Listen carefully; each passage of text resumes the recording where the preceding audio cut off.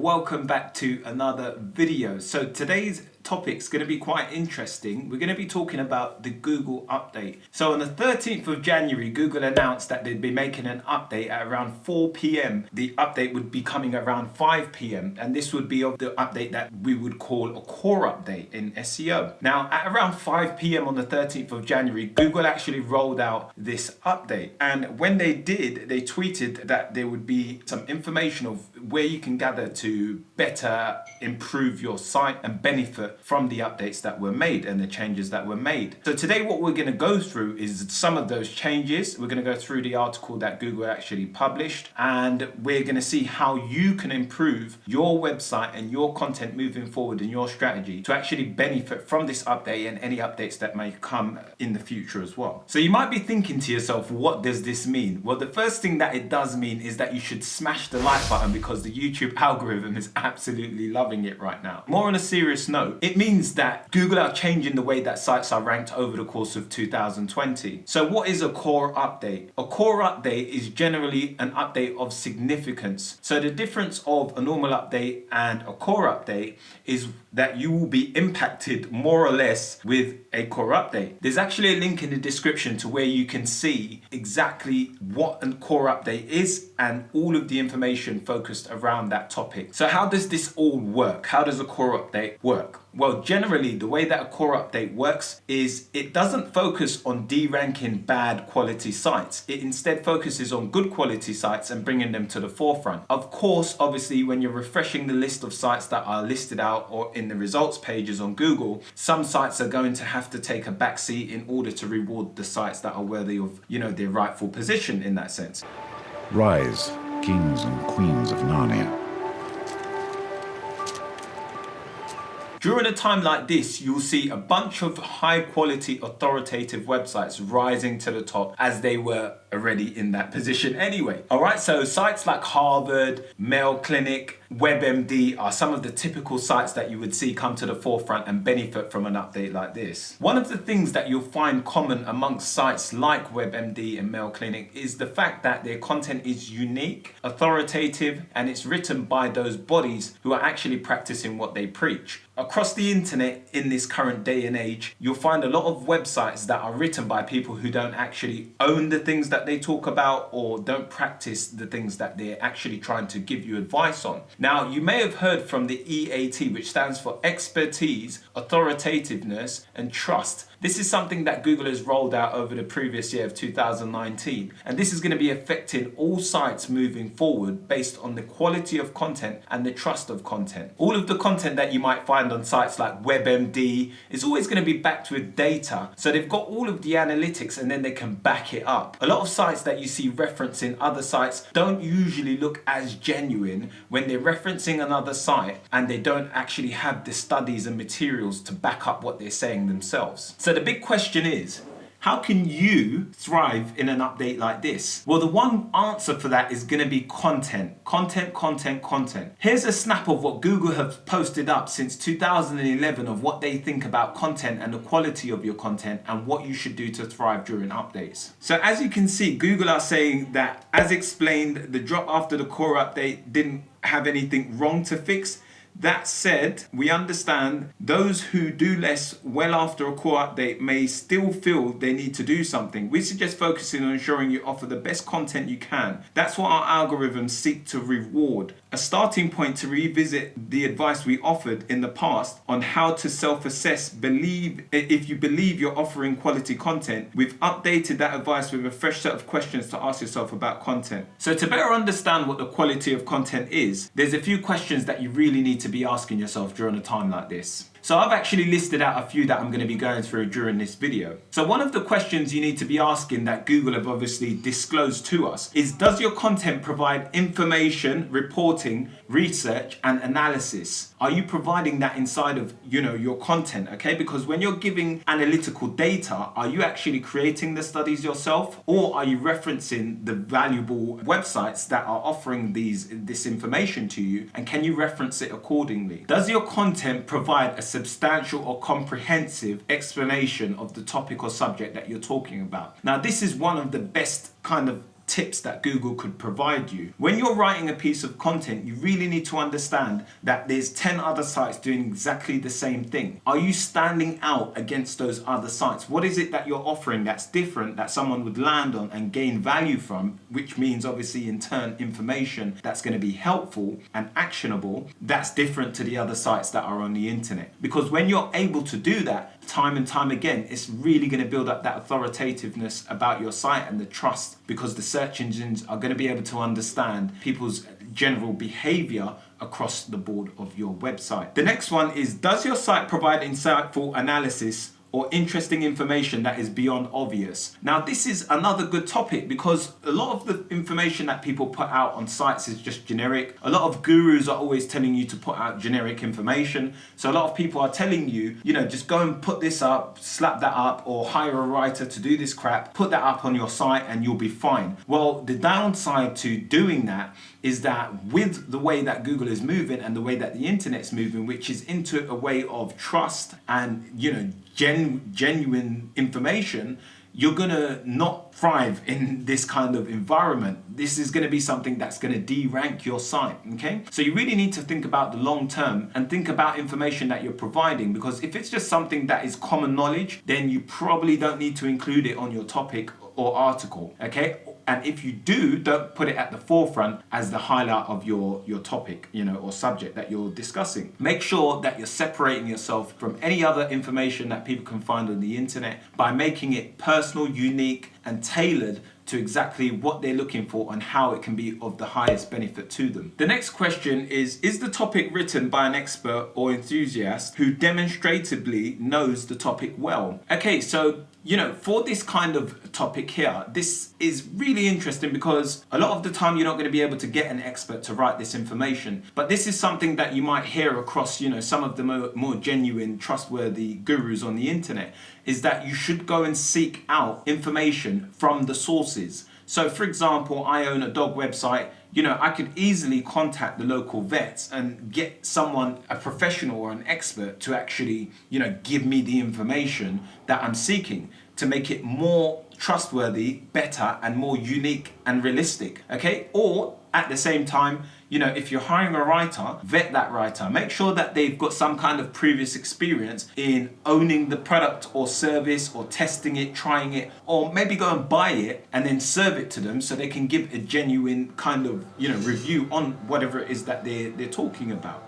So the next one is, does the content present information in a way that makes you want to trust it, such as clear sourcing, evidence of expertise involved, background about the author or the site that publishes it, such as links to an author page or a site's about page? So this comes back to exactly what I was talking about earlier on. If you've got an author page or about page, now what I would advise you to do is really focus on building up that person's social media. So even if it's a fictitious character, you really need to focus on the actual tale that follows that author. So in regards to what I'm talking about, if you were going to create an author across on one of your websites, then make sure that their social profile also syncs up and matches with the information that they're sharing on this particular site. You wouldn't want someone who has like a phishing kind of, social media, then going and talking about Medicare for human beings. So the next tip is, does the content provide substantial value when compared to other pages in the search results?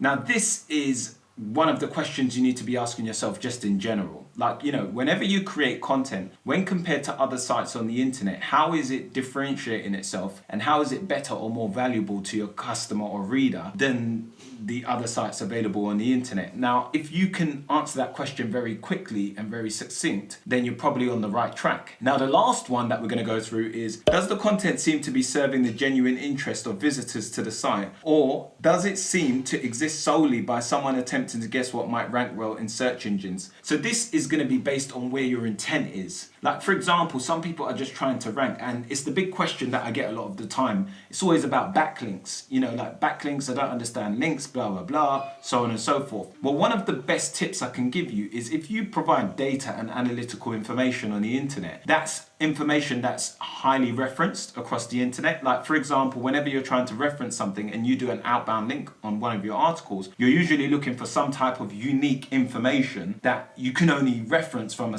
particular source. Well, if you're the person who's providing that information on the internet, then you're going to naturally attract a lot of links. Now, you might say, in regards to how are you going to rank in the first place before getting to that position? Well, you can easily rank with low competition keywords if you go into easy, or you niche down and you go into easy topics that are easily outranked, So for example, if you go to something and you see a bunch of Cura and low quality information served, then you know that you could probably write an article with no backlinks and outrank it. After taking a look at all of these questions, I was quickly able to gather exactly what you need to be doing in 2020 and moving forward in order to rank well in Google over a long period of time. And the answer to that is simply focusing on your reader and the quality of content. If you are focused on that, then you're going to make sure it's well written, well researched, and written by people that warrant writing those topics. So what kind of sites should you be building this year, and what sites are performing well in this current climate? Well, according to Marie Haynes from consultinginc.com, she recommends that you focus more on lead gen websites. Now, lead gen sites are simply sites that are focused around getting some kind of contact information from a reader. So whether it be an email or a phone number,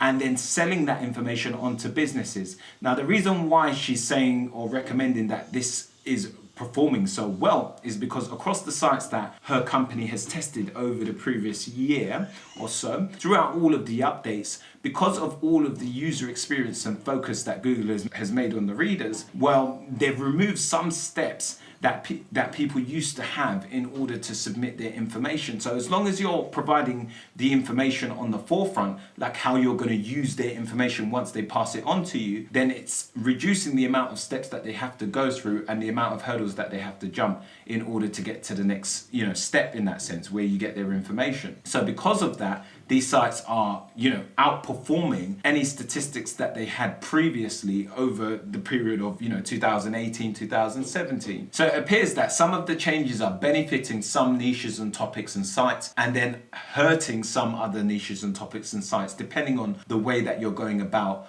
your strategy and technique moving forward. Another change that's currently happening in this year 2020 is Google are also rolling out a change on the way that the favicons are displayed on the search results pages for desktop. So you might have already seen this on mobile. The way it looks is just you get these mobile favicons and it kind of blends in with the adverts. Now, the kind of mindset behind this and the intent behind this from Google is the fact that the more that these sites blend in with the advertisements, then the more clicks the advertisements are going to get, and in turn the more money that Google can charge advertisers on their ad cost, and that obviously, of course, generates more revenue. So I'm not sure exactly what they're trying to do with that or where they're trying to go with it, but I do know that the ads are still displayed as AD, as you can see on that clip. And then obviously you can see also that the favicons are now displayed with a nice little image that your site has alongside with the URL and title. So for that example, if you are going to be building a site, then you definitely want to include the favicon. It's just a little image, but just make sure you include it for any of your sites. So what are the top tips that you can take away from this video, and how can you really benefit in 2020 from all of the changes and updates that Google have made? So you might have seen a small glitch in your site in January, just happening December, when all of these changes were taking place. And now everything is starting to restore and you should see an uphill climb. Okay, so how do you benefit from this? Well, one of the easiest ways is you can go and read Google's quality raters guidelines. And inside of that, they explain for each particular niche that they can establish as a niche on the internet what quality is. So if you don't understand or you can't define what quality is in your particular niche, then you can simply use Control F or Command F on a Mac and search for your niche inside of the quality raters guidelines, which I've left a link to in the description box, and search and see what quality is defined as or determined as by Google search engine in 2020. That way you can focus on improving the quality of your content and making sure that you're complying with exactly what Google wants to see. Number 2 is make sure that you've got great author bios and that you're building out the profiles of those authors. So focus on really, building out their social media and making sure that it also syncs up and, it matches exactly the information that you're sharing inside of their author bio on each of your sites of where they write. Google are now following people around the internet. So for example, if you are coming up in forums or chats or anything like that, anything that's displayed in the search results will be shown and will build up the character profile of the author that you're using on your site. So just be very careful of who you use, and if you are writing about a particular topic that warrants expert knowledge, then make sure that you are using an author that warrants writing that topic, or if not, then make sure you're building up the profile of that writer to talk about that topic. Number 3 is to focus on high quality content. Now this is something that I said you should go and determine from reading the quality raters guidelines provided by Google themselves, but just making sure that you're answering all the questions and queries that someone might be having when they're searching for a particular topic on the internet. Make sure that you cover everything on that subject and make sure you explain it in depth, in detail, and make it unique and valuable compared to other sites or results on the internet. Number 4, make your content unique. Make sure your content is unique, and if you do have the chance of testing any products or reviewing them personally, then I would always encourage you to do that. Of course, you can't do it for if you have an Amazon site and you're doing tons of reviews every other day, but if you are doing something like a ClickBank site where you might only be reviewing 1 or 2 products, then go and buy those products and submit them to your writers if you are giving them to writers so they can test it out and see what the product is actually like.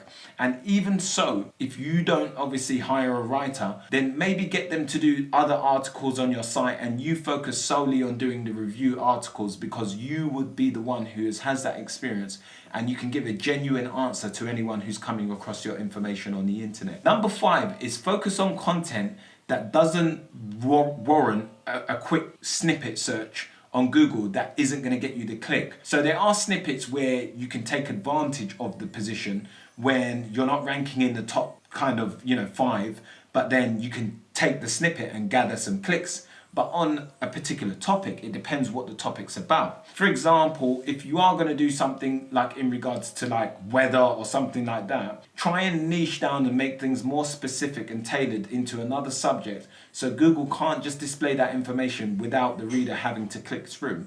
Because moving forward, Google are more focused on rich snippets and 0 positions, and just providing the answer as quickly and efficiently as possible to the reader.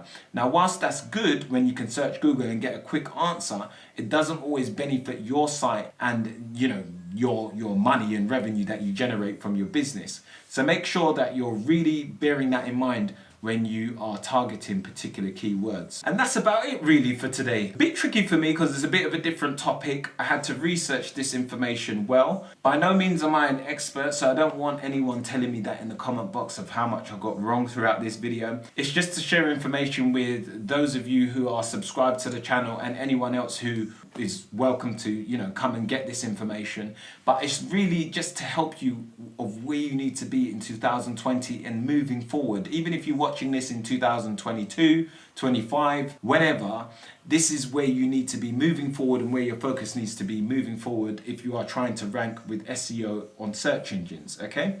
So I hope that video was helpful. If it was, then make sure you smash that like button. Make sure to subscribe if you haven't already. What the hell are you doing? And also, if you have any questions, then leave it in the description box, because as you know, I'll always get back to you. I hope you had a good day, good video, and yeah, I'll see you in the next one. Peace.